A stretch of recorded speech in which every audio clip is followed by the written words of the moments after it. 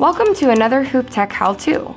Today we will show you how to adjust, install, and use your Slimline 2 clamping system. There are 3 components to your clamp: the adapter bracket, the chassis, and the windows. There are 7 different window options to give your clamp maximum versatility. Your chassis should have come with the adapter bracket already attached, but if it didn't, don't worry, attachment is easy. Just attach the 2 screws on each side with a washer.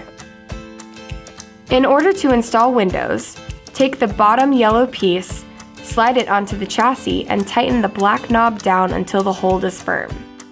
Then, take the silver top piece and attach it to the silver arms.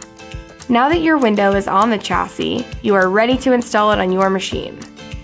Loosen the screws on each side of the chassis where your adapter bracket connects.